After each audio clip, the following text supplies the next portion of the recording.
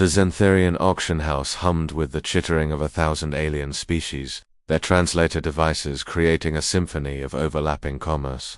Isla wiped her oil-stained hands on her coveralls and squinted at the holographic catalog floating before her weathered face. At 73 standard years, she'd spent 5 decades fixing every piece of junk that limped into her orbital garage, but she'd never owned a ship of her own. Lot 847, the auctioneer's voice boomed through the cavernous hall. For decommissioned exploration vessels, Galactic Navy surplus, opening bid, 500 credits. Isla's eyebrow arched. 500 credits for 4 ships. Even as scrap, that was suspiciously cheap. Knox, her apprentice and the closest thing she had to family, leaned over her shoulder. The young man's enthusiasm radiated like a reactor core. Those are Pathfinder-class ships, Isla. They're saying they're but if anyone can fix them, don't jinger it, boy, she muttered. But her fingers were already dancing across her credit pad. 500 credits. The auctioneer's multifaceted eyes swiveled toward them. Around the hall, various aliens chittered and hummed, but no counteroffer came.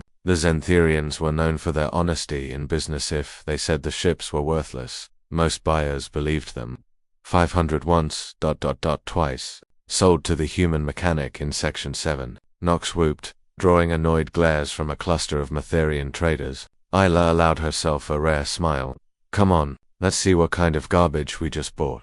The 4 Pathfinder-class ships sat in an abandoned section of the station's docking bay, covered in dust and neglect. Each vessel stretched 30 meters long, their hulls bearing the scars of deep space exploration. Knox ran his scanner over the nearest ship while Isla simply walked the perimeter, her experienced eyes cataloging every dent, every burned-out panel, every telltale sign of what had gone wrong. The Xantharians said the quantum cores are dead, Knox reported, reading from his device. Without those, these things are just expensive coffins, Isla grunted, popping open an access panel. Inside, the quantum core housing gleamed with a faint purple light. Knox, hand me the resonance checker. But they said the cores are dead. They didn't say they were removed. She connected the device and watched the reading spike. Look at that. These cores aren't dead. They're in hibernation mode. Knox's mouth fell open. But that's impossible. Quantum cores don't have hibernation modes.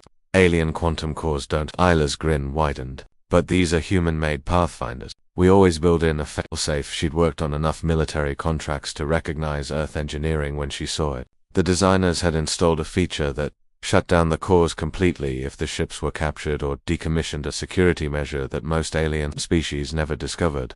Over the next 6 hours, Isla and Knox moved through all 4 ships. Each one told the same story, human ingenuity meeting alien ignorance. The Xantharians, excellent engineers in their own right, had simply never encountered Earth's particular brand of paranoid design philosophy.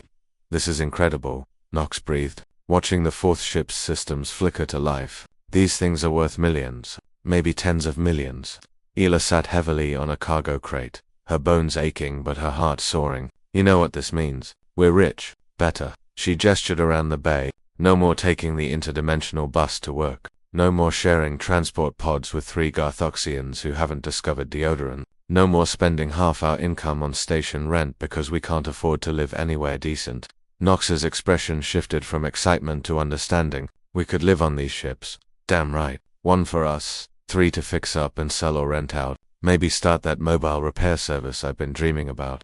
She pulled herself to her feet, joints popping. Humanity didn't spread across the galaxy by waiting for handouts. Boy, we did it by being too stubborn to quit and too clever to play by everyone else's rules. 3 months later, Isla stood in the command deck of her Pathfinder, now christened the Grease Monkey, watching the interdimensional bus drift past her viewport. Inside, she could see the familiar crush of commuters' beings from across the galaxy pressed together in miserable proximity, all heading to their jobs on the commercial stations. Knox walked up beside her, holding 2 cups of coffee, real Earth coffee, not the synthetic swill they sold on stations. Feeling nostalgic? Not even a little bit.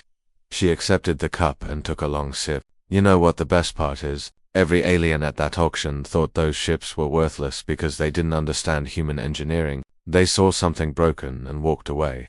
And you saw an opportunity. I saw proof of why we belong out here.